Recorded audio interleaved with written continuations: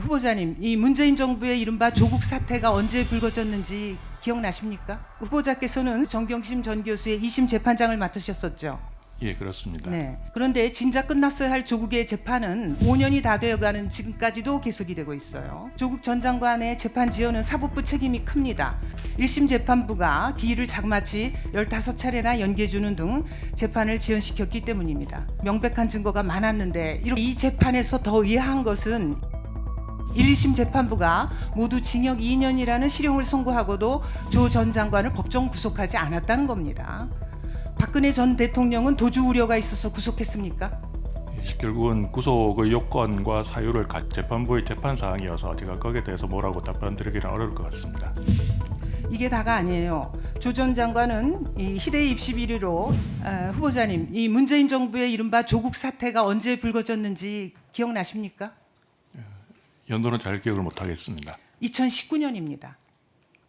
그런데 진작 끝났어야 할 조국의 재판은 5년이 다 되어가는 지금까지도 계속이 되고 있어요.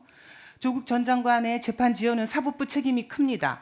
조 전 장관의 경우에 징역 2년의 실형을 선고하는데 무려 3년 1개월이 걸렸습니다.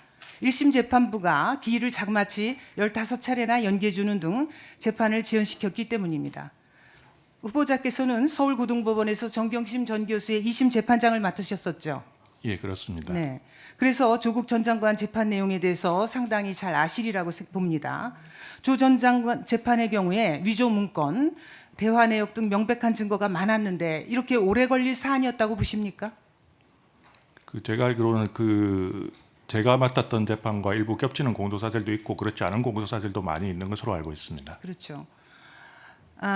그런데 이 재판에서 더 의아한 것은 1, 2심 재판부가 모두 징역 2년이라는 실형을 선고하고도 조 전 장관을 법정 구속하지 않았다는 겁니다. 증거인멸, 도주 우려가 있다고 보기 어렵고 방어권 보장이 필요하다. 이게 재판부가 밝힌 법정 불구속 사유입니다. 박근혜 전 대통령은 도주 우려가 있어서 구속했습니까?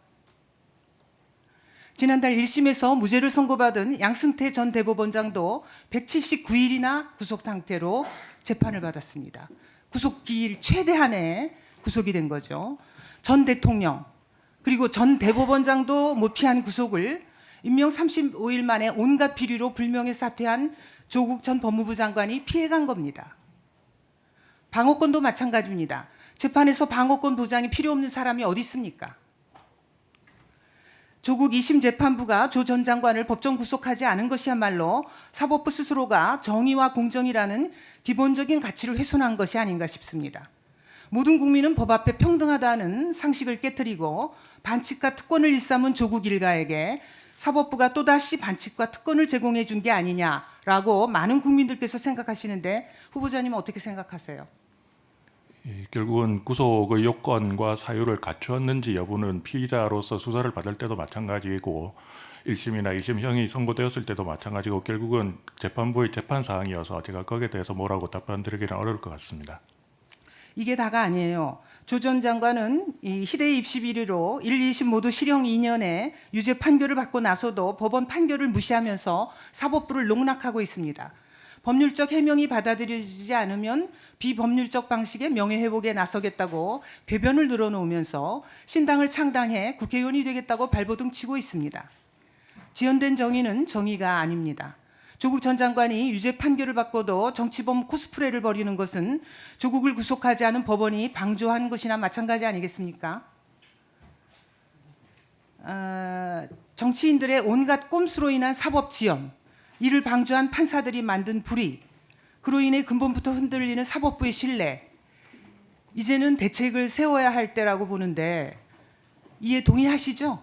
후보자께서도. 아까 다른 존경하는 위원님께서 말씀하셨다시피 그 개별 사건마다는 다 그만한 이유가 있다고 생각하지만 거기에 대해서 국민들께서 그런 염려와 비판과 지적을 하시면 그 부분은 충분히 챙겨볼 필요가 있다고 생각을 합니다. 네, 이 재판 지연 문제로 인한 사회적 비용이 얼마나 큽니까?